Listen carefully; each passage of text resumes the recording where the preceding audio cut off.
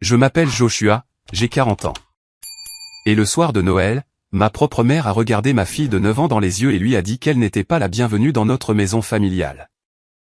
Mais avant de vous parler de la vengeance chaotique, malodorante et absolument glorieuse que mon Rottweiler, Bruno, a prise 30 minutes plus tard. Une vengeance qui a laissé le policier local tenter de cacher un sourire. J'ai besoin que vous me fassiez une faveur. Allez dans les commentaires dès maintenant et dites-moi d'où vous regardez. C'est toujours incroyable de voir jusqu'où ces histoires voyagent. Maintenant, laissez-moi vous ramener au trajet en voiture qui a tout déclenché. Le chauffage de ma Honda Pilot tournait à fond, mais je ne pouvais m'empêcher de frissonner. Ce n'était pas la température. C'était ce nœud familier et rongeant dans mon estomac qui se formait chaque fois que je conduisais vers Springfield. Mes articulations étaient blanches alors que je serrais le volant, naviguant sur les routes verglacées menant hors de Boston.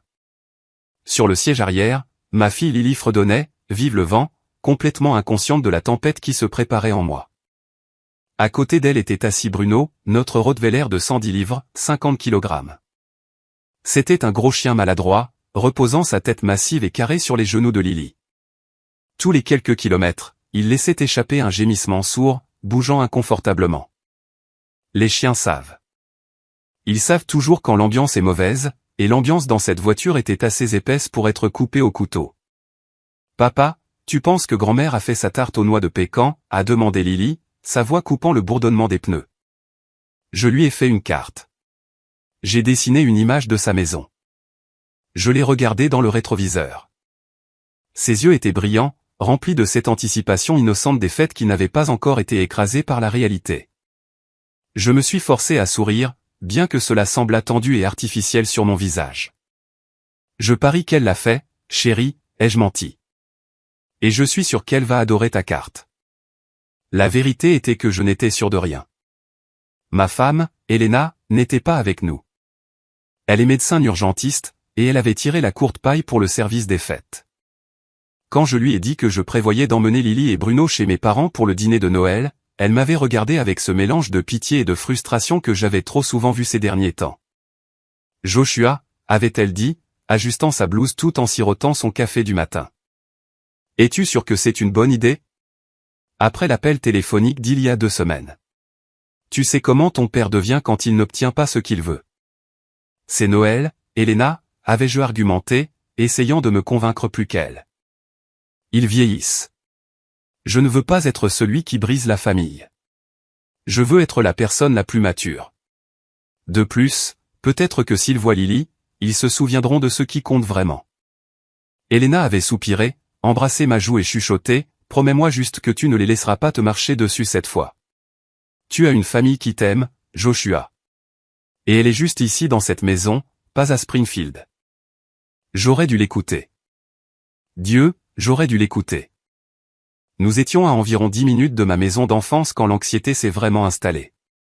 C'est une chose étrange d'être un homme de 40 ans, un ingénieur logiciel prospère qui dirige une équipe de 20 personnes, et pourtant se sentir comme un petit garçon effrayé au moment où l'on arrive dans un rayon de 5 mètres de la maison de ses parents.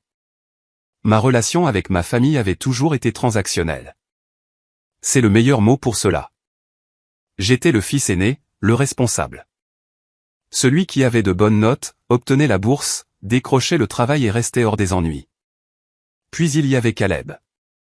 Caleb, mon frère cadet de 4 ans, l'enfant chéri. Si j'obtenais un A, mes parents s'y attendaient. Si Caleb obtenait un C-, ils organisaient une fête parce qu'il n'avait pas échoué. Si j'économisais de l'argent de ma tournée de journaux pour acheter un vélo, on me disait d'être économe. Si Caleb voulait un vélo, mes parents lui achetaient le plus cher du magasin, même si cela signifiait qu'ils étaient en retard sur la facture d'électricité. En grandissant, je pensais que si je travaillais juste plus dur, si j'avais juste plus de succès, il me regarderait enfin comme il le regardait lui. Mais les poteaux de but bougeaient toujours. Et il y a 2 semaines, les poteaux de but n'avaient pas seulement bougé. Ils avaient été arrachés du sol et jetés à ma tête. « Papa. » La voix de Lily m'a ramené. Bruno bave sur ma ceinture de sécurité. Désolé, Lil. Il est juste nerveux. On est presque arrivé. J'ai tendu la main vers l'arrière et tapoté le flanc de Bruno. Il m'a léché la main, ses yeux marrons grands ouverts et alertes. Il était plus qu'un animal de compagnie. Nous l'avions adopté il y a 4 ans dans un refuge. Il n'était pas le chien le plus intelligent. Une fois, il a coincé sa tête dans une boîte en carton et a foncé dans un mur. Mais sa loyauté était féroce. Il faisait partie de notre meute. J'ai tourné sur Oak Street. Les maisons ici étaient plus anciennes, le genre de quartier de banlieue où tout le monde connaît les affaires de tout le monde. J'ai vu des voitures alignées dans la rue. Mon cœur a coulé. On dirait que toute l'équipe est là, ai-je marmonné.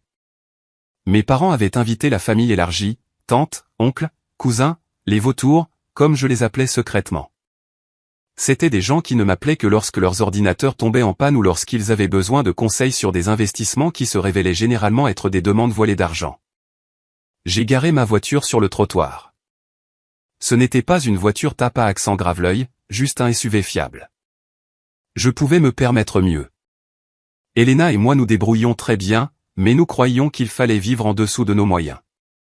Nous donnions la priorité à nos comptes de retraite, aux fonds universitaires de Lily et aux expériences plutôt qu'à la frime. Mon frère Caleb, d'un autre côté, conduisait une berline de luxe Louis qui coûtait plus cher que son salaire annuel. J'ai scanné l'allée. Il était là, un pick-up noir flambant neuf, jantes personnalisées surélevées. J'ai serré le volant plus fort. Caleb m'avait dit il y a 3 mois qu'il ne pouvait pas payer son loyer. Pourtant, il y avait un camion à 60 000 $ assis dans l'allée.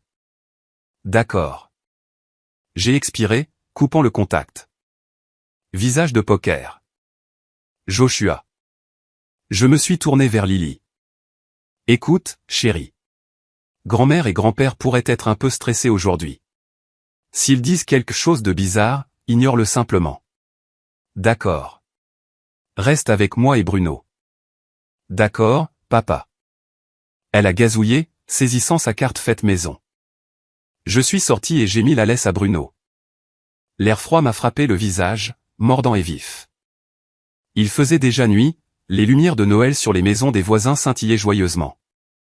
Mais la maison de mes parents était différente. Oui, il y avait des lumières, mais elles semblaient agressives, trop brillantes, clignotant trop vite. Nous avons remonté l'allée. Le gravier crissait bruyamment sous mes bottes. Je pouvais entendre des rires et de la musique venant de l'intérieur. Ça avait l'air chaleureux. Ça ressemblait au Noël que je voulais pour ma fille. Bruno a grogné bas dans sa gorge. Chut, mon garçon, ai-je chuchoté, tirant sur la laisse. Sois gentil. Mais les poils de Bruno étaient hérissés. Il s'est arrêté à mi-chemin, fixant la porte d'entrée. Il ne voulait pas entrer. Allez, Bruno. Lily l'a cajolé, tirant sur son collier. Grand-mère a de la dinde. J'ai pris une profonde inspiration, ajusté mon manteau et suis monté sur le perron. Je pouvais voir des ombres bouger derrière le verre givré de la porte d'entrée. J'ai reconnu la silhouette de ma mère, ses cheveux coiffés dans ce style rigide et auquel portait pour les fêtes. J'ai sonné à la porte. Les rires à l'intérieur ne se sont pas arrêtés, mais le mouvement près de la porte si. J'ai entendu le verrou cliquer. J'ai mis mon meilleur sourire. Le sourire d'un fils magnifique. Le sourire d'un homme essayant de construire un pont sur une rivière de boue toxique. La porte s'est ouverte. Ce n'était pas un accueil chaleureux. La chaleur de la maison s'est précipitée dehors, sentant la viande rôtie et la cannelle. Mais l'expression sur le visage de ma mère m'a glacé instantanément. Elle n'a pas souri. Elle n'a pas ouvert la contre-porte. Elle est juste restée là à essuyer ses mains sur un tablier qui disait « Meilleure grand-mère du monde ». Joshua, a-t-elle dit, son ton n'était pas surpris. Il était déçu. Joyeux Noël, maman, ai-je dit, ma voix se brisant légèrement. Nous avons apporté des cadeaux. J'ai levé un sac. Lily s'est avancée, rayonnante, tendant sa carte. Joyeux Noël, grand-mère. Je t'ai dessiné. Maman n'a même pas regardé la carte. Ses yeux sont passés de moi à Lily, puis à Bruno. Sa lèvre s'est retroussée de dégoût. Tu as amené la bête, a-t-elle craché. Il fait partie de la famille, maman. Tu le sais. Et nous pouvons le garder dans la cour si nous mangeons, a-t-elle interrompu, sa voix s'élevant pour que les gens à l'intérieur puissent entendre. Nous avons un dîner de famille. Je sais, ai-je dit confus. C'est pourquoi nous sommes ici, pour dîner en famille. Elle a ri. C'était un son sec, sans humour. Famille, tu penses que tu peux juste te pointer ici après ce que tu as fait? Après avoir abandonné ton frère? Derrière elle, la conversation dans le salon s'est éteinte. Des têtes ont commencé à apparaître au coin. J'ai vu mon oncle Thomas tenant une bière. J'ai vu mon cousin Ryan. Ils nous regardaient comme si c'était une émission de télé-réalité. Maman, ne faisons pas ça sur le perron, ai-je supplié, jetant un coup d'œil à Lily. Son sourire vacillait. Elle sentait l'hostilité. Entrons simplement, prenons un repas. Et non, a-t-elle dit fort et sec. Elle a fait un pas en avant, poussant la contreporte juste assez pour pointer un doigt manucuré sur ma poitrine. Tu as fait ton choix, Joshua. Tu as choisi ton argent plutôt que ton sang. J'ai senti le sang quitter mon visage. Maman, s'il te plaît. Lily est juste là. Elle a baissé les yeux vers Lily. Et c'est le moment qui me hante. C'est le moment où j'ai réalisé que la femme debout devant moi n'était pas juste une mère imparfaite. C'était un monstre. Elle a regardé ma magnifique fille de 9 ans dont les yeux se remplissaient de larmes, et son expression ne s'est pas adoucie. Elle s'est durcie. Le temps a semblé ralentir. Je me tenais là sur le perron, la couronne festive sur la porte se moquant de moi avec son joyeux nœud rouge. Le vent froid mordait mes oreilles, mais je le sentais à peine. Tout ce que je pouvais sentir était le poids intense et suffocant de l'histoire s'abattre sur moi. Ce n'était pas seulement à propos de ce soir. Ça ne l'est jamais. Pendant que ma mère nous fixait avec ce regard froid et mort. Mon esprit a flashé en arrière exactement 2 semaines plus tôt. L'appel téléphonique. J'étais dans mon bureau à domicile en train de revoir le code pour le lancement d'un projet majeur. Mon téléphone a sonné. Maman. J'avais répondu à la 2e sonnerie. Et, maman. Tout va bien? Ton frère a besoin d'aide, avait-elle dit, sautant le bonjour. Qu'est-ce qui s'est passé? Est-il blessé? La panique avait monté en flèche dans ma poitrine. Son entreprise, l'investissement. Ça n'a pas marché. La banque menace de prendre sa maison. Joshua, il a 30 jours. J'avais soupiré, frottant mes tempes. Les affaires de Caleb étaient une série de combines pour devenir riche rapidement qui impliquaient généralement du marketing multiniveau ou la rénovation de maisons qu'il ne savait pas réparer. De combien a-t-il besoin, maman, ai-je demandé, m'attendant à la réponse habituelle. 2000, 5000. 500 000, a-t-elle dit. J'ai failli laisser tomber le téléphone. Quoi? Un demi-million? Maman, es-tu folle? Ne me parle pas comme ça. Elle a claqué. Il a fait des erreurs. Il a emprunté à des prêteurs privés. Les intérêts, ça s'est accumulé. Mais tu les as. Nous savons que tu les as. Je n'ai pas un demi-million de dollars en liquide qui traîne. Maman. Elena les a-t-elle répliqué. Sa voix est tombée à un murmure conspirateur. Nous avons entendu parler de son héritage. Sa grand-mère est décédée le mois dernier. Tout le monde sait que la vieille dame était blindée. Je suis devenu froid. La grand-mère d'Elena était décédée. Oui, c'était une tragédie. Elle avait laissé à Elena une somme importante, plus proche de 10 millions, immobilisée dans des fiducies et des actifs. C'était de l'argent destiné à notre avenir, à Lily, à la vie que la grand-mère d'Elena voulait pour elle. Ce n'était pas une caisse noire pour les dettes de jeu ou les entreprises ratées de mon frère. C'est l'argent d'Elena, ai-je dit, ma voix ferme. Pas le mien, et certainement pas celui de Caleb. Vous êtes mariés, a crié ma mère. Ce qui est à elle est à toi. Comment peux-tu être si égoïste?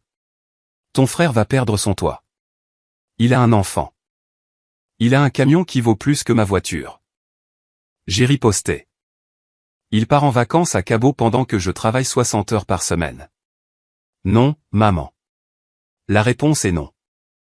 Si tu ne l'aides pas, avait-elle menacé, sa voix se transformant en glace.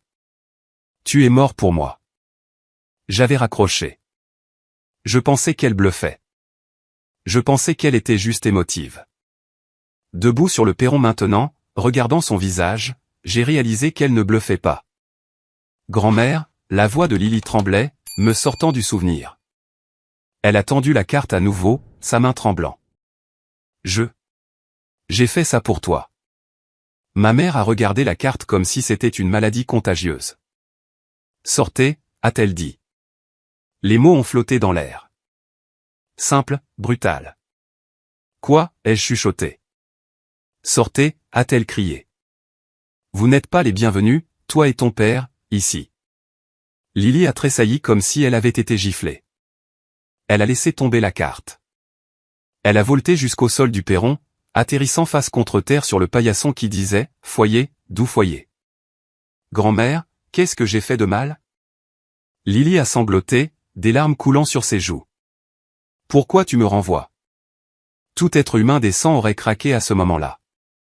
N'importe quelle grand-mère avec une once d'âme serait tombée à genoux et aurait serré cet enfant dans ses bras. Mais Margaret, je ne pouvais même plus l'appeler maman dans ma tête, a juste ricané. Ne m'appelle pas grand-mère. Mon fils est mort le jour où il a refusé d'aider son petit frère, et sa progéniture n'est pas de ma famille. Quelque chose en moi a craqué. Un câble qui retenait 40 ans de ressentiment s'est juste cisaillé en deux. Ne m'appelle pas maman, a-t-elle continué, sa voix montant en un hurlement. Tu es un étranger avide et égoïste. Comment oses-tu, ai-je grogné. Ma voix était basse, tremblant d'une rage que je ne me connaissais pas. Dis ce que tu veux sur moi. Mais tu ne parles pas à ma fille de cette façon. Je parle comme je veux dans ma maison, a-t-elle crié en retour. Soudain, la porte a été grande ouverte. Mon père, Robert, est sorti. C'était un grand homme, aux épaules larges avec un visage qui était en permanence rouge à cause de l'hypertension et du whisky. Il ne m'a pas regardé. Il a regardé le public qui se rassemblait derrière lui dans le couloir. C'est quoi ce vacarme, a-t-il beuglé, bien qu'il sût exactement ce que c'était. Il essaie de forcer le passage. Robert, a menti ma mère, pointant un doigt tremblant vers moi. Il a amené ce chien bestial pour nous menacer. Bruno ne menaçait personne. Il était pressé contre ma jambe, gémissant, sentant l'agression. Il était un protecteur, oui, mais il était confus. Papa, ai-je dit, essayant une dernière fois de faire appel à la raison. Nous venons de conduire 2 heures. C'est Noël. Pouvons-nous s'il vous plaît juste. Tu as du culot, a interrompu mon père, sortant sur le perron. Il me dominait, de montrer ton visage ici. La foule de parents s'est déversée dehors maintenant, environ 10 d'entre eux. Oncle Thomas, tante Martha, cousin Ryan, même la femme de mon frère, Sarah. Ils formaient un demi-cercle derrière mes parents, bras croisés, visage sombre. On aurait dit un tribunal. Regardez-le, a annoncé mon père au groupe, faisant un geste vers moi comme si j'étais une attraction de cirque. Le traître. L'homme qui est assis sur un tas d'or pendant que sa propre chair et son propre sang font face à la ruine. Papa, arrête, ai-je dit, mes mains se serrant en poing. Tu ne connais pas toute l'histoire. J'en sais assez. Il a rugi. Je sais que ta femme a eu 10 millions de dollars. 10 millions. Et tu n'épargnerais pas 500 000 dollars pour sauver la maison de ton frère. Pour sauver l'héritage familial. Héritage? J'ai ri. Un son amer et aigu. Quel héritage, papa? L'héritage de permettre à Caleb de faire n'importe quoi. L'héritage de prendre de moi pour donner à lui. J'ai vu un mouvement à l'arrière du groupe. C'était Caleb, l'enfant chéri. Il s'effrayait un chemin à travers les parents. Il portait un pull en cachemire et tenait un verre de scotch coûteux.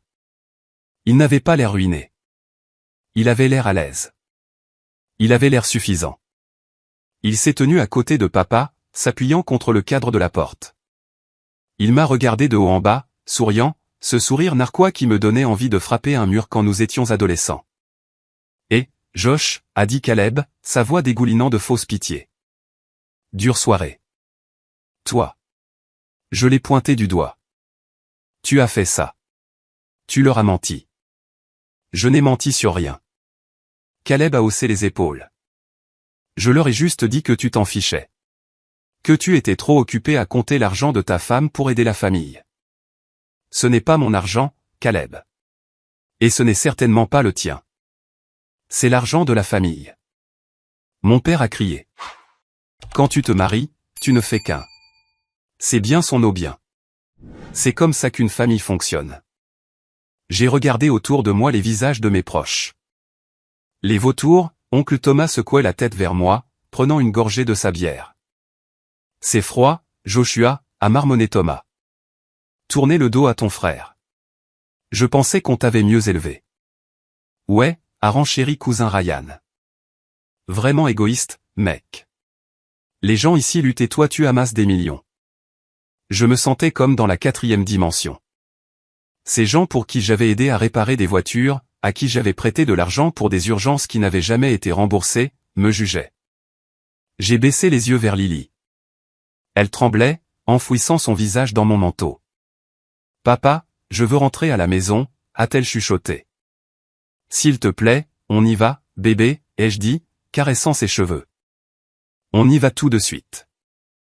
Je me suis tourné pour partir. J'avais fini. J'allais m'éloigner et ne jamais regarder en arrière. Mais alors mon père a ouvert la bouche à nouveau et il a fait la plus grande erreur de sa vie. Jacques, arrête. La voix de papa a retenti comme le tonnerre à travers la pelouse avant. Je me suis figé. Chaque instinct dans mon corps me disait de continuer à marcher, de mettre Lily dans la voiture et de foncer jusqu'à ce que Springfield soit un point dans mon rétroviseur. Mais le conditionnement d'une vie est difficile à briser. Quand ton père te commande d'arrêter, tu arrêtes. Je me suis retourné lentement. Ma main serrait la laisse si fort que mes articulations me faisaient mal. Bruno se tenait maintenant rigidement, son corps tendu, un grondement sourd vibrant dans sa poitrine que je pouvais sentir à travers la sangle en cuir. Quoi, ai-je demandé. Tu nous as dit de sortir. On sort. Papa est descendu du perron, entrant dans mon espace personnel. La lumière du perron projetait de longues ombres déformées sur son visage. La foule de parents s'est avancée vers le bord des marches, avide du spectacle. Ils étaient comme des spectateurs à un match de gladiateurs, attendant le sang. Tu penses que tu peux juste partir? Papa a ricané. Après la honte que tu as apportée à cette famille, la honte. Je me suis approché de lui, réduisant l'écart. La seule honte ici est la façon dont vous traitez votre petite fille. N'utilise pas elle comme bouclier. Papa a craché, jetant un coup d'œil à Lily avec dédain. C'est à propos de toi. Toi et ton avidité. Tu es un traître, Joshua. Un traître à ton sang. Pourquoi? Parce que je ne financerai pas le style de vie de Caleb? J'ai fait un geste vers le camion brillant dans l'allée. Regarde ce camion, papa. Regarde-le. Il conduit un camion à 60 000 $ tout en mendiant de l'argent. Est-ce que ça ressemble à quelqu'un qui est sur le point d'être sans abri? Papa n'a même pas regardé le camion. Il était aveugle à tout ce que Caleb faisait. Il a besoin de ce camion pour le travail. L'apparence compte dans les affaires. Il n'a pas d'entreprise, ai-je crié. Il a une pyramide de Ponzi et un problème de jeu.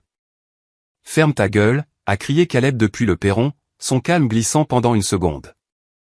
Tu ne sais rien de mes affaires. Je sais que tu m'as demandé 8 000 $ pour ton mariage en 2016 et que tu ne les as jamais remboursés. J'ai crié en retour, croisant son regard. La foule est devenue silencieuse. Je sais que tu as emprunté 3 000 $ quand ton fils est né parce que tu avais oublié ton portefeuille à l'hôpital. J'ai continué, ma voix gagnant en force. Je sais que tu as pris 15 000 de Helena pendant la pandémie pour les frais de subsistance pendant que tu postais des photos de nouveaux clubs de golf sur Instagram. Le visage de Caleb a pris une teinte pâle qui correspondait à la balustrade du perron. Tu mens. Je n'ai jamais emprunté autant. J'ai les reçus, Caleb. J'ai sorti mon téléphone de ma poche et je l'ai tenu comme une arme. J'ai les textos. J'ai les virements bancaires. J'ai les emails où tu as promis de me rembourser dès que la grosse affaire serait conclue. Ça fait 7 ans, Caleb. Où est l'affaire? Il invente tout. Sarah, la femme de Caleb, a hurlé. Elle s'est frayé un chemin vers l'avant. Son visage tordu par une colère laide. Nous n'avons jamais emprunté d'argent à toi. Tu es juste jaloux parce que Caleb est le favori. Jaloux? J'ai ri, mais cela ressemblait plus à un aboiement. Jaloux de quoi? D'être un parasite. Surveille ta bouche. Papa m'a poussé.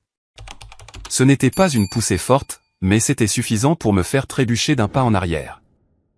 Bruno a rugi. Ce n'était plus un grognement. C'était un aboiement protecteur à gorge déployée qui a secoué l'air.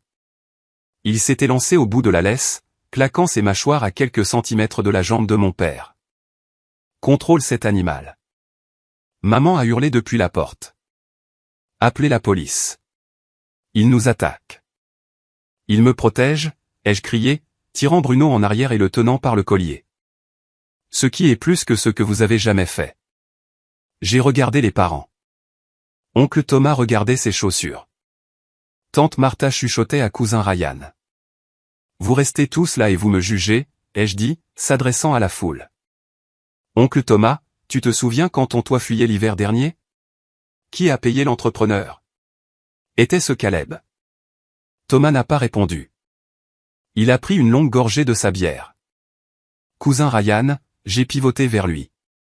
Qui a co-signé ton prêt auto quand ton crédit était foutu? Était-ce l'enfant chéri de Boula avec le scotch? Ryan a détourné le regard, marmonnant quelque chose dans sa barbe. Vous êtes tous une bande d'hypocrites, ai-je dit, sentant un étrange sentiment de pouvoir monter. Vous m'appelez famille quand vous avez besoin d'un chèque. Mais au moment où je dis non pour ne pas être volé, je suis le traître. Ce n'est pas du vol, a crié papa, essayant de reprendre le contrôle du récit. C'est de la redistribution. Tu as trop. Ta femme a des millions. Pourquoi es-tu si radin? 500 000, ce n'est rien pour toi. C'est tout quand c'est jeté dans un trou noir. J'ai contré. Et soyons clairs, ce n'est pas mon argent. C'est l'héritage d'Elena. Et même si c'était le mien, je ne vous le donnerai pas. Pas après aujourd'hui. Alors tu n'es pas mon fils, a dit papa, sa voix tombant à un murmure menaçant. Si tu pars maintenant, ne reviens jamais. Tu es coupé des vivres. Pas d'héritage pour toi. J'ai failli rire. Héritage? Papa, vous avez refinancé cette maison 3 fois. Vous n'avez rien à hériter. C'est moi qui vous envoie de l'argent pour vos ordonnances chaque mois. Ça a touché un nerf. Le visage de papa est devenu violet. Espèce de morveux ingrat. Juste à ce moment-là, une petite voix s'est élevée du fond de la foule. C'était tante Clara, la jeune sœur de ma mère. C'était la calme, celle qui s'asseyait toujours dans un coin lors des fêtes. Il a raison, Robert, a dit Clara, sa voix tremblante mais audible. Tout le monde s'est tourné pour la regarder. Ma mère avait l'air d'être sur le point d'exploser. Tais-toi, Clara. Non. Clara s'est avancée, se tordant les mains. Joshua a payé mon opération de la cataracte l'année dernière. Il ne l'a dit à personne. Il l'a juste fait. Et je sais pertinemment qu'il a remboursé la dette de carte de crédit de Caleb il y a 3 ans parce que Sarah me l'a dit. Menteuse, a crié Sarah, se jetant vers Clara. Je n'ai jamais dit ça. Tu l'as dit, a insisté Clara, des larmes se formant dans ses yeux. Tu t'es vanté de la facilité avec laquelle tu lui soutirais de l'argent. Assez. Maman a crié. Rentre à l'intérieur, Clara. Tu es sénile. Elle a tourné son regard vers moi. La haine dans ses yeux était absolue. Elle savait qu'il perdait l'argument. Les faits étaient sortis. Les vautours commençaient à avoir l'air mal à l'aise. Le récit de moi étant le méchant s'effondrait. Alors, elle a fait la seule chose qu'elle savait faire. Elle a visé la cible la plus faible. Elle a regardé Lily, qui s'accrochait à ma jambe, terrifiée par les cris. Regarde-la. Maman a ricané, pointant ma fille, pleurant comme un bébé. Faible, tout comme son père, élevant une morveuse gâtée qui pense que le monde lui doit tout. Elle a 9 ans, ai-je crié. Elle est inutile, a dit maman. Peu importe. Prends-la et pars. Tu n'es pas ma seule petite fille de toute façon. La femme de Caleb est enceinte d'un garçon, un vrai héritier. Nous n'avons pas besoin de toi ou de ta fille. Le monde s'est arrêté. J'ai entendu le vent bruisser les feuilles mortes dans le chêne. J'ai entendu les sirènes lointaines de la ville. J'ai entendu mon propre cœur marteler contre mes côtes comme un oiseau piégé. Un garçon, il me remplaçait. Il remplaçait Lily. Lily m'a regardé, ses yeux écarquillés. Papa, grand-mère ne m'aime pas. Cette question m'a brisé. Elle a brisé le dernier morceau de retenue que j'avais. Mais avant que je puisse faire quoi que ce soit, avant que je puisse crier, avant que je puisse monter ces escaliers et faire quelque chose que je regretterais, Bruno a décidé qu'il en avait assez entendu. La laisse a brûlé ma paume alors qu'elle s'arrachait. Je n'ai pas lâché exprès, mais quand 110 livres de muscles décident de bouger avec une force explosive, la physique prend le dessus. Une seconde, je tenais la sangle en cuir. La suivante, ma main était vide et un missile noir et feu se lançait vers le perron. Bruno, non. J'ai crié, me jetant en avant, mais c'était trop tard. Les parents se sont dispersés comme des quilles de bowling. Oncle Thomas a laissé tomber sa bière, le verre se brisant sur le béton. Cousin Ryan a littéralement sauté par-dessus la balustrade du perron dans les buissons. Sarah a hurlé et s'est cachée derrière Caleb, qui avait l'air d'être sur le point de s'évanouir. Bruno ne les a pas attaqués. Il n'a pas mordu. Il a ignoré mon père, qui se recroquevillait contre le mur avec les mains levées. Il a ignoré ma mère, qui était figée de terreur. Bruno avait une cible, mais ce n'était pas une personne. Il a foncé à travers la porte d'entrée ouverte, ses griffes cherchant de l'adhérence sur le parquet ciré de l'entrée. La nourriture, a crié ma mère, sa paralysie se brisant. Arrêtez-le. Il va vers la salle à manger. J'ai couru dans les escaliers, bousculant mon père stupéfait. Bruno, viens ici. J'ai fait irruption dans la maison. L'air chaud et l'odeur de nourriture m'ont frappé instantanément. La scène devant moi ressemblait à quelque chose sorti d'un film catastrophe au ralenti. La salle à manger était magnifique. Ma mère s'était surpassée. La longue table en acajou était dressée pour 20 personnes. Les verres à vin en cristal scintillaient sous le lustre. L'argenterie brillait, et au centre, assis sur un énorme plateau en argent, se trouvait la pièce de résistance. Une dinde rôtie dorée de 20 livres, luisant de jus. Bruno n'a pas hésité. Il a bondi. C'était majestueux d'une manière horrible. Il a franchi le dossier d'une chaise et a atterri carrément au milieu de la table. Crash! La table a tremblé. Les assiettes ont sauté. Les verres à vin se sont renversés, envoyant des rivières de merlot rouge cascader sur la nappe en dentelle blanche immaculée. Bruno a enfoui son visage dans la dinde. Non, ma mère se tenait dans l'encadrement de la porte, serrant sa poitrine. Ma dinde, mon centre de table. Bruno a arraché un énorme morceau de viande de la volaille, secouant la tête d'un côté à l'autre comme s'il abattait une gazelle dans le serengeti. Saucière disparue. Il l'a renversée avec sa patte arrière, envoyant de la boue brune chaude éclabousser les chaises rembourrées coûteuses. Faites-le descendre. Faites-le descendre, a crié Caleb derrière moi, mais il n'a pas osé entrer dans la pièce.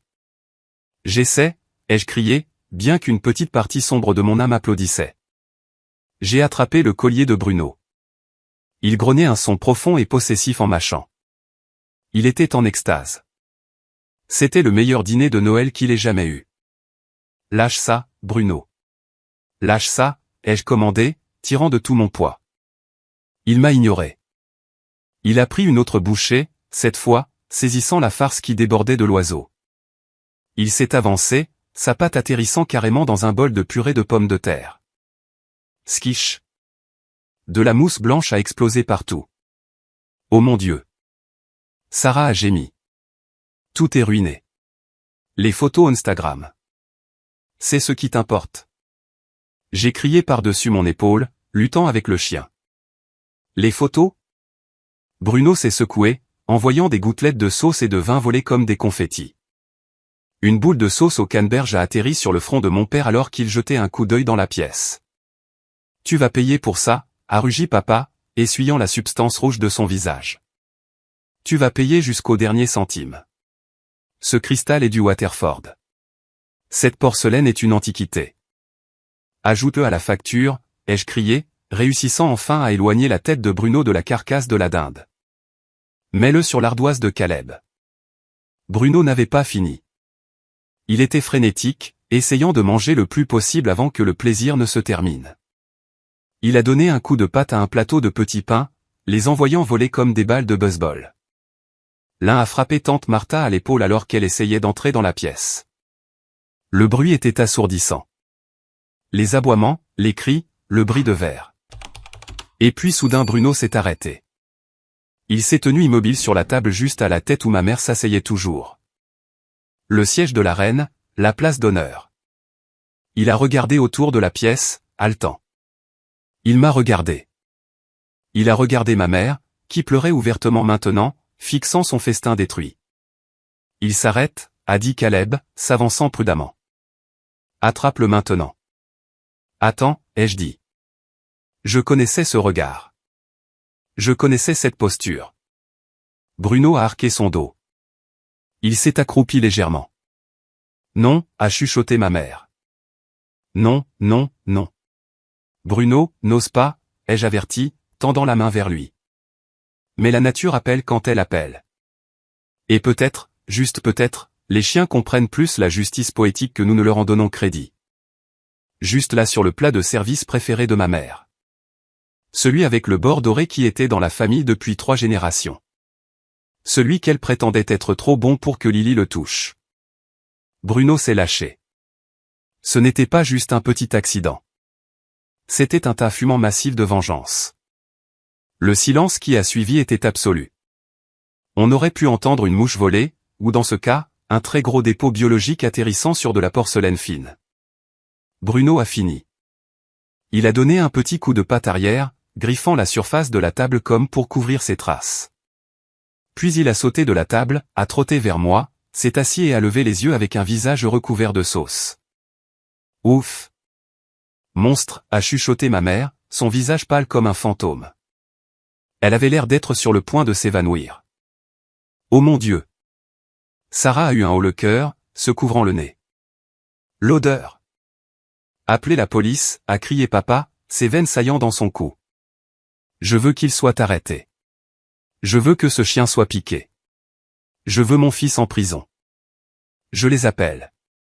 Caleb a sorti son téléphone, ses mains tremblant. C'est de la destruction de propriété. C'est une agression.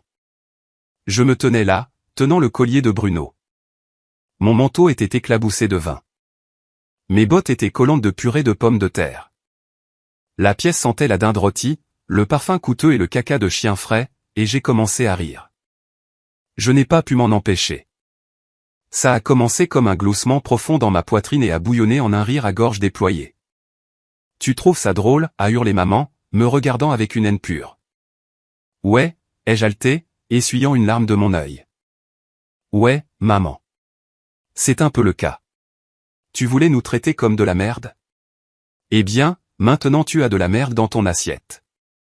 Bon appétit. Tu es fou, a dit Caleb, composant le 911. Allô? Oui, j'ai besoin de la police au 42 Oak Street immédiatement. Mon frère, son chien, c'est une prise d'otage. Il est fou. Prise d'otage? Je l'ai regardé incrédule. Vraiment, Caleb? Tu ne pars pas. Papa se tenait dans l'encadrement de la porte, bloquant la sortie. Il a saisi un lourd chandelier en laiton sur le buffet. Tu restes ici jusqu'à ce que les flics arrivent. Tu vas payer pour ça. Je ne vais nulle part, ai-je dit, mon rire s'estompant dans un calme froid. J'attendrai la police parce que j'ai quelque chose à leur dire aussi. J'ai baissé les yeux vers Lily, qui se tenait dans le couloir, jetant un coup d'œil. Ses yeux étaient écarquillés, mais elle ne pleurait plus. Elle regardait la table. Puis elle m'a regardé et un petit sourire malicieux a tiré le coin de sa bouche. Bon chien, Bruno, a-t-elle chuchoté. Les 20 minutes d'attente pour la police ont été les plus longues de ma vie. Les vautours s'étaient retirés dans le salon, chuchotant furieusement. Ma mère était assise sur une chaise de cuisine, fixant le mur d'un air vide, refusant de regarder la salle à manger. Mon père faisait les 100 pas, gardant la porte d'entrée comme un directeur de prison, marmonnant à propos de procès et de dommages. Caleb et Sarah étaient dans le coin, se disputant à voix basse. On ne peut pas les laisser regarder les dossiers financiers. J'ai entendu Sarah siffler. Tais-toi, a rétorqué Caleb. Concentre-toi juste sur le chien. Je me tenais dans le couloir avec Lily et Bruno. J'avais utilisé des serviettes pour essuyer la sauce du visage de Bruno. Il faisait actuellement la sieste sur le tapis, complètement indifférent au chaos qu'il avait causé.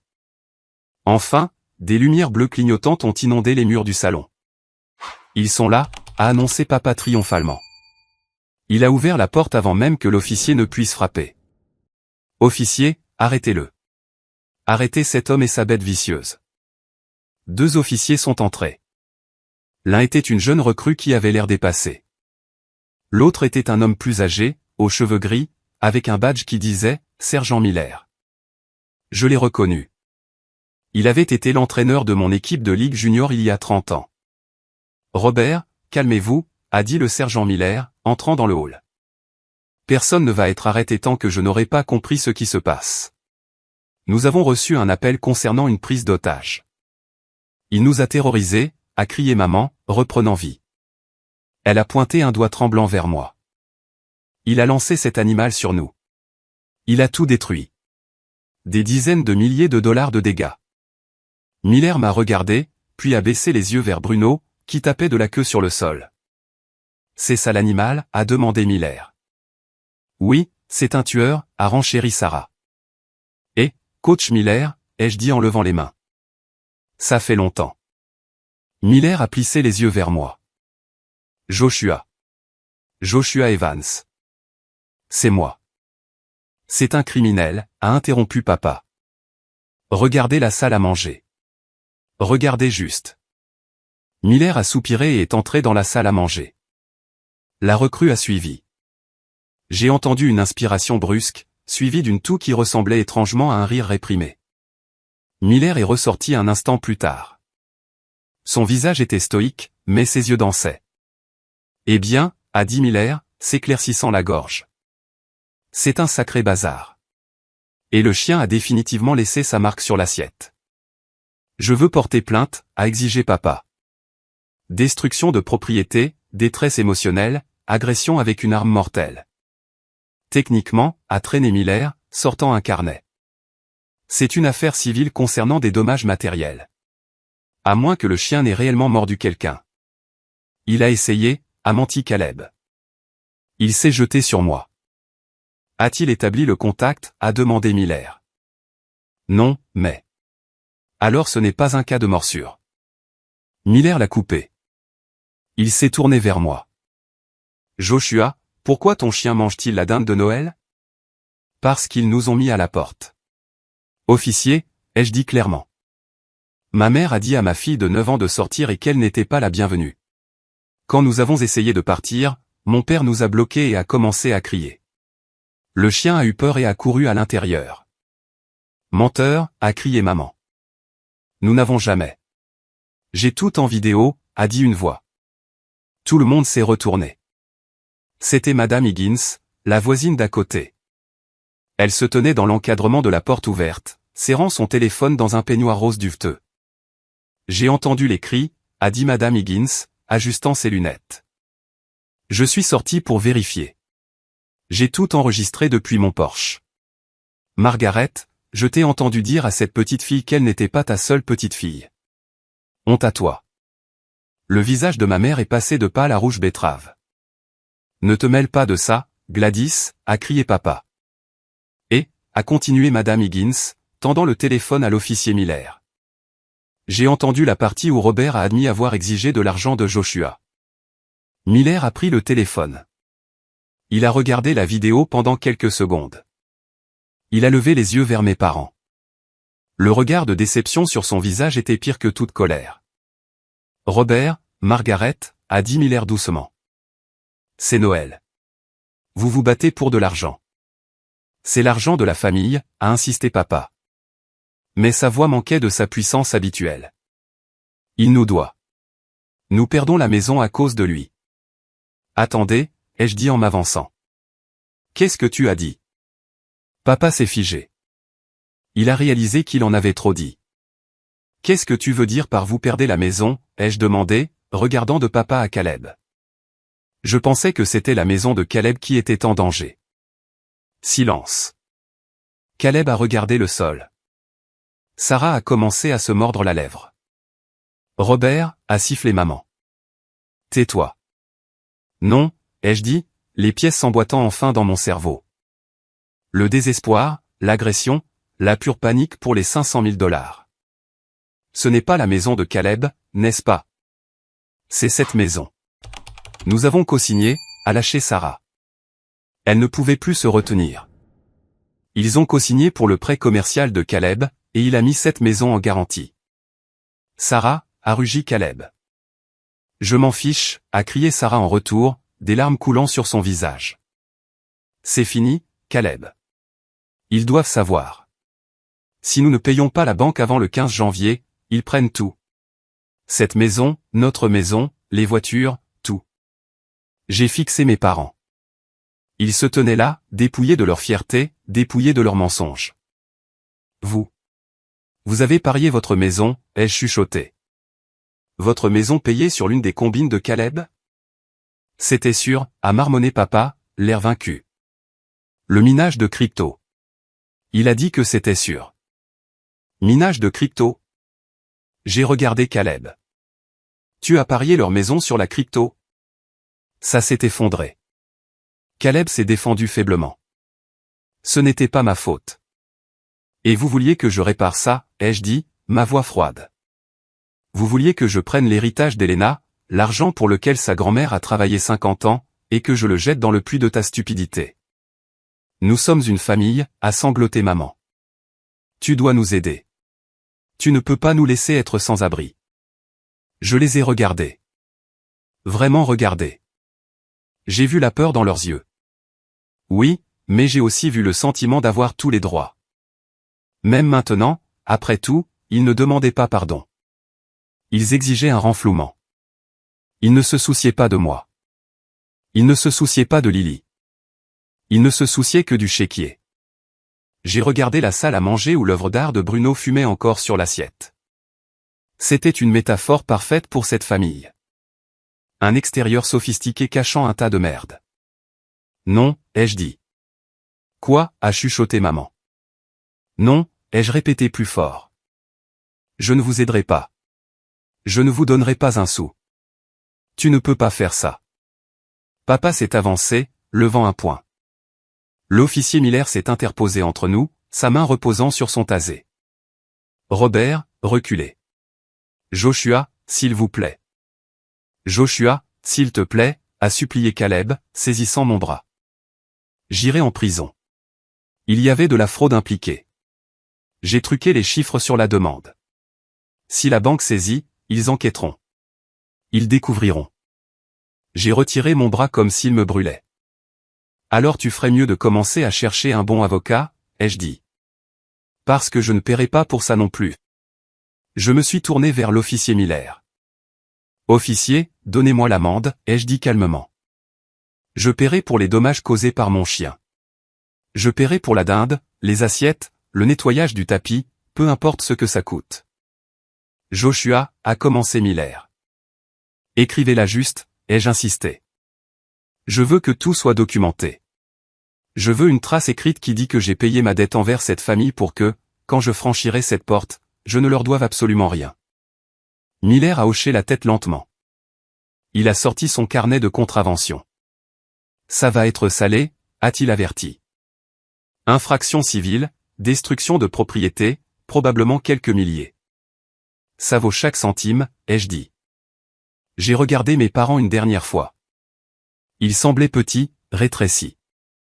Le pouvoir qu'ils avaient détenu sur moi pendant 40 ans.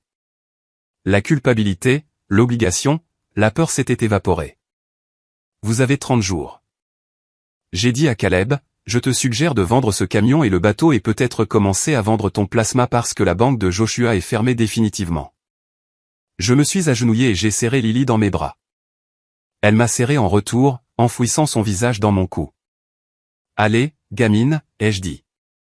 Rentrons à la maison. Maman a commandé chinois. Et de la pizza, a demandé Lily pleine d'espoir. Et de la pizza, ai-je promis. En me levant, j'ai regardé directement la caméra. Le téléphone de Madame Higgins. Et dans mon esprit, les yeux de tous ceux qui regardent cette histoire. C'est le moment qui a tout changé. Le moment où j'ai enfin repris le contrôle de ma vie. Je me tenais là dans les ruines du dîner de Noël tenant une amende de $3400 et je me sentais plus léger que je ne l'avais été depuis des décennies. Merci d'avoir été patient et d'être resté avec moi jusqu'ici. Vous êtes incroyable.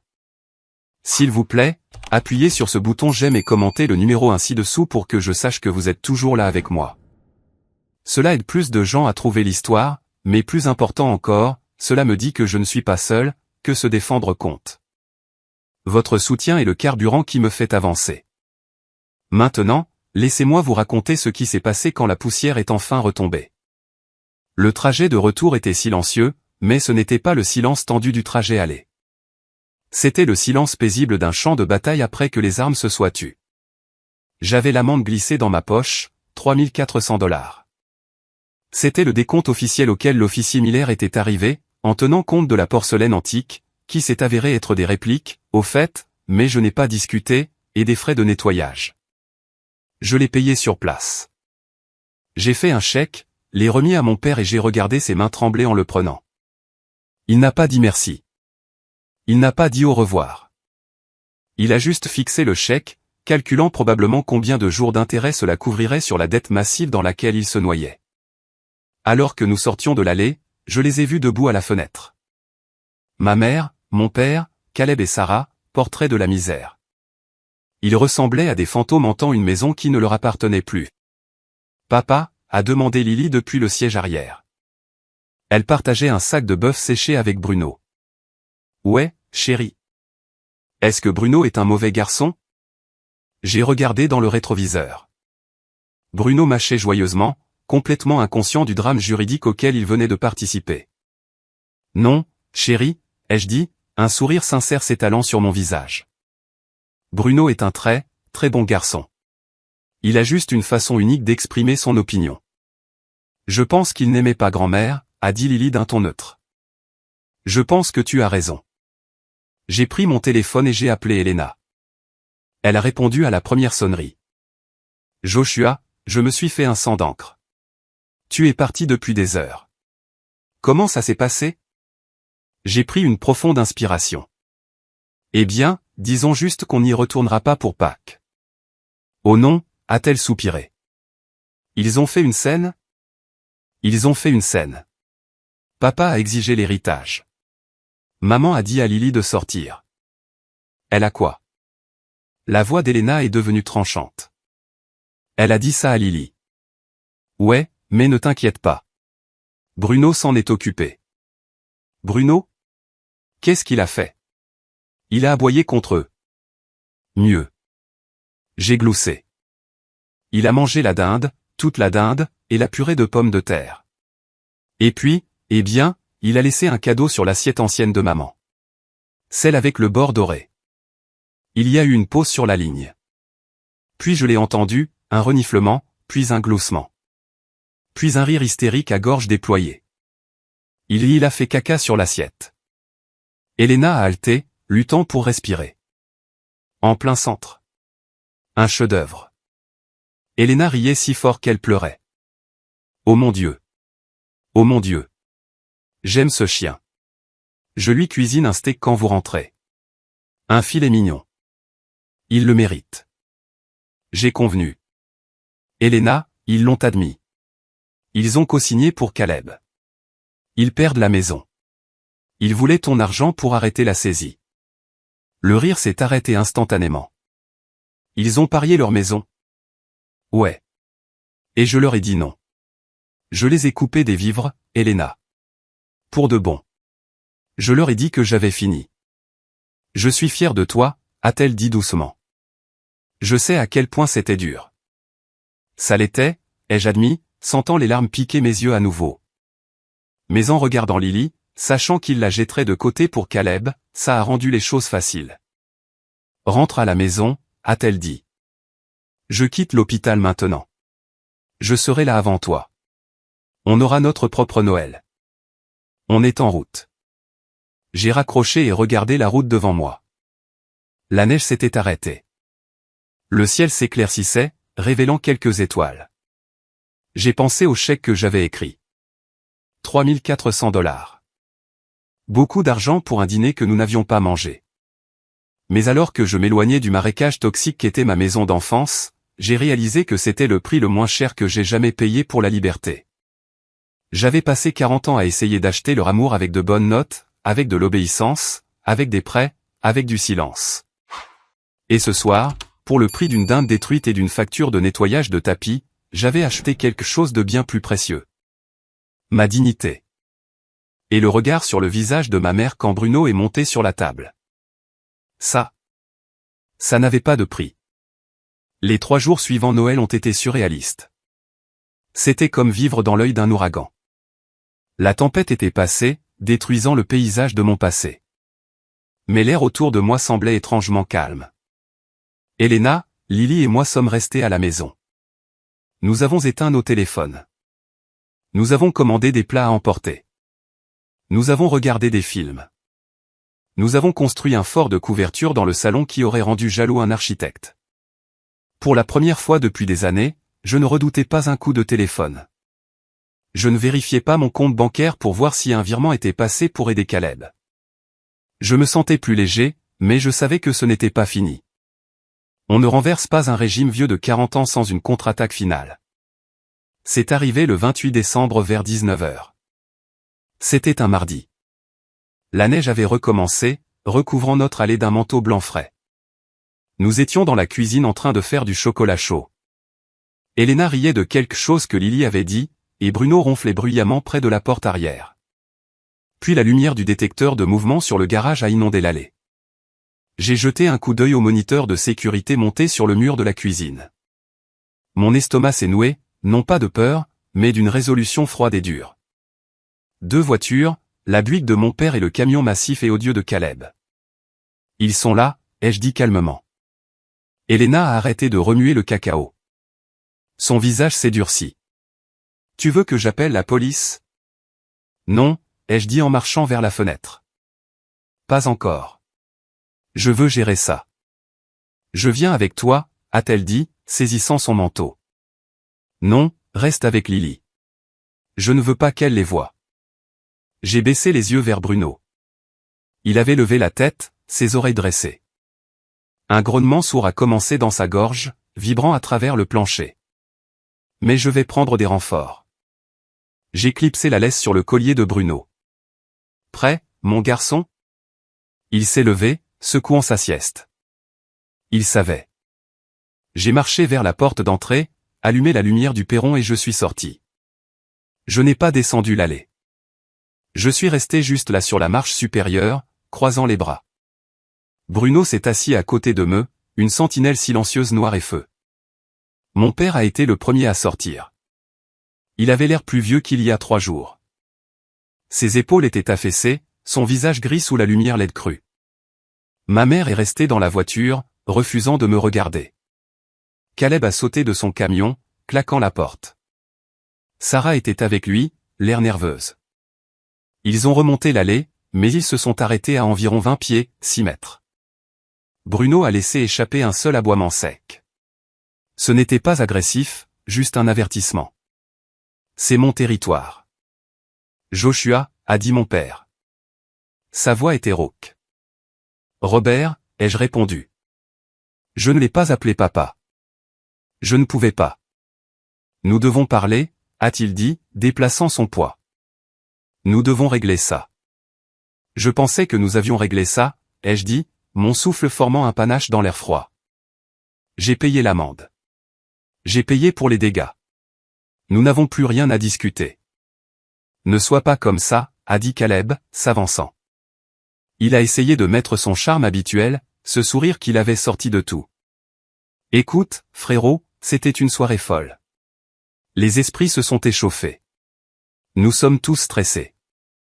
Je ne suis pas stressé, ai-je dit calmement. Je me sens en fait plutôt bien. Nous sommes prêts à te pardonner, a dit Caleb. J'ai vraiment ri. Cela a résonné dans le quartier calme. Vous me pardonnez pourquoi? Pour ne pas vous avoir laissé me voler? Pour l'humiliation, a crié Sarah derrière Caleb. Pour l'histoire du chien. Sais-tu à quel point il est difficile d'enlever cette odeur d'un tapis? Nous sommes prêts à laisser tomber, a interrompu papa, essayant de reprendre le contrôle. Nous sommes prêts à passer outre cet incident. Nous sommes une famille, Joshua. Les familles se battent, mais elles pardonnent. Arrêtez vos conneries, ai-je dit, ma voix devenant d'acier. Pourquoi êtes-vous ici? Vraiment? Papa a regardé Caleb. Caleb a regardé ses bottes. La banque a appelé aujourd'hui, a chuchoté papa. Ils avancent l'échéance. Ils ont trouvé des irrégularités dans la demande de prêt de Caleb. Fraude. Je l'ai corrigé. Ils ont trouvé une fraude. Si nous ne fournissons pas un paiement significatif d'ici le 1er du mois, a continué papa, ignorant mon commentaire. Ils vont tout geler. Ils vont prendre la maison, Joshua. La maison où tu as grandi. Et, ai-je demandé. Et nous avons besoin de l'argent, a dit papa, sa voix montant en désespoir. Nous avons besoin des 500 000 ou au moins la moitié juste pour les retarder. Je vous l'ai dit. J'ai dit non. Tu laisserais tes parents être sans abri? Maman a baissé la vitre de sa voiture et a crié. Ses cheveux étaient en désordre, ses yeux sauvages. Après tout ce que nous avons fait pour toi, nous t'avons élevé. Nous t'avons nourri. Et puis tu me rejettes au moment où je cesse d'être utile. Utile? J'ai crié en retour. Tu as dit à ma fille de sortir. Tu m'as dit que j'étais mort pour toi. Eh bien, félicitations, Margaret. Tu as obtenu ton souhait. Le fils que tu cherches ne vit pas ici. Nous te poursuivrons en justice, a hurlé Caleb, son visage devenant rouge. Nous te poursuivrons pour diffamation, pour la détresse émotionnelle causée par ton chien. Nous te prendrons tout ce que tu as. J'ai souri. C'était le sourire d'un homme tenant une quinte flush royale alors que son adversaire tient une paire de 2. Allez-y, ai-je dit. Mais avant de le faire, tu devrais vérifier tes emails, Caleb. Caleb s'est figé. Quoi? Mon avocat, Andrew, tu le connais? Major de sa promotion à Harvard. Il t'a envoyé une lettre de mise en demeure formelle il y a environ 1 heure. Nous exigeons le remboursement des 58 420 $ que tu me dois plus les intérêts. Tu ne peux pas faire ça, a bégayé Caleb. Oh, je peux. Et je l'ai fait. Tu as 30 jours, Caleb. Si l'argent n'est pas sur mon compte, Andrew dépose la plainte. Et comme tu es déjà sous surveillance pour fraude bancaire, imagine ce qui se passera quand le tribunal commencera à fouiller dans tes finances. Imagine ce que l'IRS pensera de tous ces cadeaux que tu n'as jamais déclarés. Caleb avait l'air d'être sur le point de vomir. Sarah a saisi son bras pour se stabiliser. Tu bluffes, a dit papa, mais ses yeux étaient remplis de peur. Et c'est pour voir, ai-je dit. Tu veux parler de famille? La famille paie ses dettes. La famille ne vole pas. Tu as 30 jours. Joshua, s'il te plaît. La voix de papa s'est brisée. Il a fait un pas en avant, ses mains tendues dans un geste de supplication. Nous sommes désespérés. Nous n'avons nulle part où aller. Bruno s'est levé et a grogné. C'était un grondement profond de tonnerre. Papa s'est arrêté net. Tu as un camion à 60 000 $. J'ai pointé le véhicule de Caleb. Vends-le. Tu as un bateau. Vends-le. Tu as des bijoux. Vends-les. Tu as une maison pleine de meubles anciens. Vends-les. Débrouille-toi. Tout comme j'ai dû me débrouiller quand j'avais 22 ans et que tu ne voulais pas co-signer mon prêt étudiant parce que tu économisais de l'argent pour l'année sabbatique de Caleb en Europe. Je te hais. Maman a crié depuis la voiture. Je regrette que tu sois né. Le sentiment est mutuel concernant cette conversation. Ai-je dit, maintenant, sortez de ma propriété ou je lâche le chien et cette fois il ne mangera pas juste de la dinde. C'était un bluff. Je ne laisserai jamais Bruno blesser qui que ce soit. Mais ils ne le savaient pas. Ils avaient vu de quoi il était capable. Caleb a reculé vers son camion. Sarah était déjà à l'intérieur en train de sangloter. Papa est resté là une dernière seconde à me regarder. Il cherchait une trace du garçon obéissant qu'il avait élevé. Il n'a trouvé qu'un étranger. Il s'est retourné, et retourné à sa buick et est monté. Je les ai regardés reculer hors de l'allée. J'ai regardé leurs feux arrière disparaître dans la rue. Je suis resté là dans le froid pendant un long moment. J'avais besoin de sentir le froid. J'avais besoin de savoir que j'étais éveillé. Quand je suis finalement rentré, Elena m'attendait dans le couloir. Elle n'a rien dit. Elle a juste passé ses bras autour de moi et m'a serré. C'est fini, ai-je chuchoté. C'est fini, a-t-elle convenu. Les semaines suivantes ont été un flou d'activités, mais c'était un chaos productif. Fidèle à ma parole, je n'ai pas levé le petit doigt pour les aider. J'ai entendu par tante Clara, qui m'a appelé en secret, que les retombées ont été catastrophiques. Caleb a essayé de vendre le camion, mais il devait plus que la valeur du véhicule. Il a fini par obtenir une fraction de ce qu'il valait. Il a dû aller voir un prêteur sur gage, essentiellement un usurier avec une vitrine, pour me rembourser. Il était terrifié par mon avocat. Le 29e jour, un virement bancaire est arrivé sur mon compte. 58 420 $. Pas un centime d'intérêt, mais je m'en fichais. J'avais récupéré mon capital. Mais la maison à Springfield était une autre histoire. Ils n'ont pas pu la sauver. La banque n'était pas intéressée par les excuses de Caleb. Ils ont saisi. Mes parents ont reçu un avis d'expulsion. Ils ont dû emballer 40 ans d'accumulation et déménager dans un appartement locatif de 2 chambres dans le mauvais quartier de la ville. Je n'ai rien ressenti, ni joie, ni tristesse, juste une reconnaissance clinique de cause à effet. Si vous allumez un feu dans votre salon, votre maison brûle. C'est de la physique simple. Mais le plus grand changement ne se produisait pas à Springfield. Il se produisait dans notre maison. Un soir fin janvier, Elena et moi étions assis à la table du dîner. Lily dormait. « Je ne veux plus vivre ici », a dit Elena soudainement. J'ai levé les yeux de mon ordinateur portable. « Ici à Boston ? Nous sommes trop proches », a-t-elle dit. Chaque fois qu'une voiture passe lentement, je me crispe. Je ne veux pas que Lily regarde par-dessus son épaule. Je ne veux pas tomber sur ton cousin Ryan à l'épicerie. J'ai hoché la tête lentement. Elle avait raison. La proximité physique était une laisse. Tant que nous étions à distance de conduite, le fantôme de ma famille nous entrait. « Où veux-tu aller ?» ai-je demandé. « N'importe où », a-t-elle dit. « Quelque part de chaud. Quelque part qu'ils ne connaissent pas. » Nous avons sorti une carte. Nous avons regardé les offres d'emploi. Depuis la pandémie, toute mon équipe était passée en télétravail. Je pouvais travailler depuis la Lune tant que j'avais le Wi-Fi. Elena était médecin urgentiste.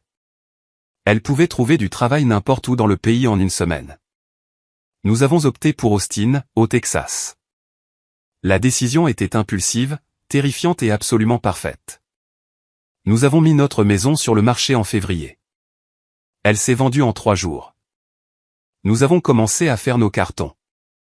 Il y a quelque chose d'incroyablement thérapeutique à emballer une maison. À chaque carton que je fermais avec du ruban adhésif, j'avais l'impression de sceller un morceau du traumatisme.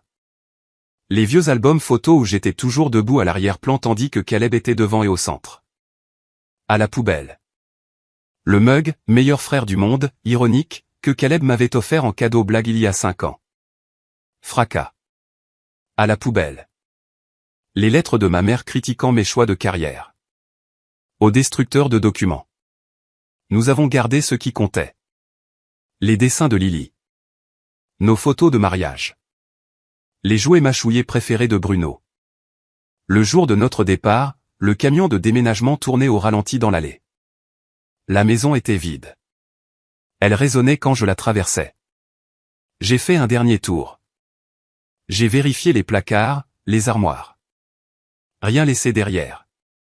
Je suis sorti vers la voiture. Elena était sur le siège passager, souriante. Lily était à l'arrière, entourée d'oreillers et d'iPad. Bruno avait toute la zone du coffre du SUV pour lui seul, regardant par la fenêtre arrière comme un roi inspectant son royaume. J'ai jeté un dernier regard sur l'horizon de Boston. Cette ville avait été ma maison, mais elle avait aussi été ma prison. J'ai mis la voiture en marche. Prête pour une aventure, Lyle, ai-je demandé. Ouais, a-t-elle applaudi. A-t-il des cow-boys au Texas? Je l'espère. J'ai ri. Je n'ai pas regardé dans le rétroviseur. J'ai juste conduit. Kilomètre après kilomètre, le poids s'est levé. New York est passé. Puis la Pennsylvanie, puis la route ouverte. Nous fuyions. Oui, mais nous ne fuyions pas quelque chose. Nous courions vers quelque chose. Nous courions vers la paix. 2 ans. Il est difficile de croire que cela fait 2 ans depuis l'incident de la dinde, comme nous l'appelons maintenant dans notre foyer. Je suis assis sur le porche arrière de notre nouvelle maison à Austin. Le soleil se couche, peignant le ciel de nuances d'orange brûlé et de violet que l'on ne trouve tout simplement pas en Nouvelle-Angleterre. L'air sent la fumée de barbecue et le jasmin. Lily a 11 ans maintenant. Elle est dans la cour en train de lancer un frisbee pour Bruno. Bruno est plus vieux. Son museau est devenu gris et il bouge un peu plus lentement le matin. Ses hanches le dérangent quand il pleut. Mais là tout de suite, il bondit à travers l'herbe comme un chiot, poursuivant ce disque en plastique avec la même intensité qu'il avait autrefois pour un oiseau rôti. Il l'attrape, trébuche sur ses propres pattes et roule dans l'herbe. Heureux comme un pape. Le rire de Lily résonne clair et sans fardeau. Ce son, c'est ma victoire. La vie ici est différente. C'est calme de la manière qui compte. Quand mon téléphone sonne maintenant, je ne tressaille pas. Je n'ai pas ce pic de cortisol. Nous avons construit un cercle ici, un vrai cercle. Nous avons des voisins qui nous invitent parce qu'ils apprécient notre compagnie, pas parce qu'ils veulent un prêt. Nous avons des amis qui demandent « Comment ça va ?» et attendent réellement la réponse. Et nous avons de la famille. Les parents d'Elena, Tom et Linda, ont déménagé ici environ 6 mois après nous. Ils ont acheté un petit condo à 20 minutes. Ils viennent au moins 2 fois par semaine. Dimanche dernier, nous avons fait un barbecue. J'ai regardé Tom apprendre à Lily comment faire griller un burger. Il était patient. Il était gentil. Il l'a écouté divaguer sur Minecraft pendant 20 minutes sans regarder sa montre une seule fois. Linda était dans la cuisine avec Elena pour l'aider à préparer les salades. Je les ai entendus rire. C'est là que ça m'a frappé. C'est ce que je poursuivais depuis 40 ans. Ce sentiment de sécurité, ce sentiment d'être assez. J'avais passé toute ma vie à frapper à une porte verrouillée, suppliant les gens à l'intérieur de m'aimer. Je n'avais jamais réalisé que la porte n'était pas verrouillée pour me garder dehors. Elle était verrouillée parce que la maison à l'intérieur était vide. Il n'y avait pas d'amour là-bas à donner. J'ai arrêté de frapper. J'ai construit ma propre maison. Quant aux gens que j'ai laissés derrière, je ne demande pas de leurs nouvelles. Je ne les cherche pas sur Facebook. Je ne google pas leur nom. Mais l'information a une façon de voyager. Il y a environ 6 mois, j'ai reçu une lettre. Pas d'adresse de retour, mais j'ai reconnu l'écriture. C'était tante Clara. J'ai failli la jeter, mais la curiosité l'a emportée. Je l'ai ouverte debout juste ici sur ce porche. C'était une lettre courte. Clara écrivait qu'elle allait bien. Elle avait emménagé dans une communauté de retraités en Floride et était enfin loin de la toxicité. Tant mieux pour elle. Puis elle m'a donné la mise à jour que je n'avais pas demandée, mais que j'avais besoin d'entendre. Caleb et Sarah sont divorcés. Apparemment, quand l'argent s'est épuisé et que la maison a disparu, l'amour n'a pas duré longtemps. Sarah a pris l'enfant et est retournée vivre chez ses parents. Elle poursuit Caleb pour une pension alimentaire, mais comme il n'a pas de revenus vérifiables, elle n'obtient pas grand-chose. Caleb vit dans un appartement en sous-sol, travaillant dans un emploi de vente à la commission uniquement, cherchant toujours sa prochaine grande opportunité, blâmant toujours le monde pour ses échecs. Et mes parents, ils vivent dans un petit appartement de 2 chambres. Papa a dû retourner travailler comme agent d'accueil dans une quincaillerie pour joindre les 2 bouts parce que leur sécurité sociale ne couvre pas le loyer et leurs dettes. Maman passe apparemment ses journées à se plaindre à quiconque veut bien l'écouter de son fils ingrat qui les a abandonnés et a volé leur petite fille. Les vautours, les tantes et les cousins se sont dispersés.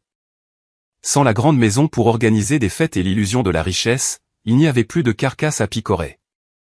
Ils ont arrêté de visiter. J'ai lu la lettre 2 fois. Je m'attendais à me sentir triomphant. Je m'attendais à ressentir une poussée de « je vous l'avais bien dit », mais non.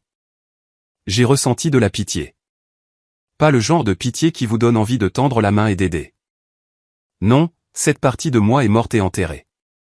C'était la pitié que l'on ressent quand on voit un personnage dans un film faire le même mauvais choix encore et encore jusqu'au générique de fin. Ils ont choisi l'argent plutôt que la famille. Ils ont choisi l'ego plutôt que l'amour. Et maintenant ils n'ont ni argent ni famille. Ils sont seuls dans une prison de leur propre fabrication. J'ai plié la lettre et je suis rentré. Je ne l'ai pas cachée à Elena. Je la lui ai montrée. Elle l'a lue, a haussé les épaules et l'a jetée dans le bac de recyclage. Les hamburgers sont prêts, a-t-elle dit. J'arrive, ai-je répondu. C'était ça. C'était la conclusion. Un morceau de papier dans le bac de recyclage pris en sandwich entre un prospectus publicitaire et une boîte de céréales vide. Je suis ressorti pour appeler Lily pour le dîner. Lily, à table. J'arrive, papa, a-t-elle crié. Viens, Bruno. Elle a couru dans les escaliers, essoufflée et en sueur. Elle m'a serré la taille. Papa. Ouais, gamine. Grand-père Tom a dit qu'il allait m'emmener à la pêche le week-end prochain. Bruno peut venir? Je ne vois pas pourquoi pas. J'ai souri. Ne le laisse juste pas manger l'appât. Il ne le fera pas. Elle a gloussé. C'est un bon garçon. Elle a couru à l'intérieur. Bruno a trotté dans les escaliers, haletant. Il s'est arrêté devant moi et a poussé ma main avec son nez humide. Je me suis accroupi et j'ai regardé dans ses yeux. Ses grands yeux marron loyaux. Tu es vraiment un bon garçon, lui ai-je chuchoté. Tu nous as sauvés, tu le sais? Il m'a léché le visage, sa queue battant la mesure contre la terrasse. Les gens me disent que j'ai été courageux de les couper des vivres. Ils me disent que j'ai été fort, mais la vérité est que j'étais juste fatigué. J'étais fatigué de me noyer. J'ai regardé le coucher de soleil une dernière fois. Le ciel était d'un violet brillant maintenant. J'ai pensé à l'homme que j'étais il y a 2 ans. L'homme frissonnant dans la voiture, terrifié par le jugement de sa mère. Cet homme est parti. À sa place se trouve un père qui sait que son travail n'est pas d'être un bon fils pour des abuseurs. Son travail est d'être un bouclier pour sa fille. Je me suis levé, j'ai pris une profonde inspiration de l'air chaud du Texas et je suis rentré pour dîner avec ma famille. Ma vraie famille. La table était dressée, non pas avec du cristal fantaisie ou de la porcelaine antique, juste des assiettes dépareillées que nous avions achetées chez Target. Il n'y avait pas de dinde, juste des burgers et de la salade de pommes de terre. Mais la pièce était remplie de rire. Elle était remplie de chaleur. Et le plus important, tout le monde assis à cette table voulait être là. Et pour info, Bruno a eu un burger avec du fromage.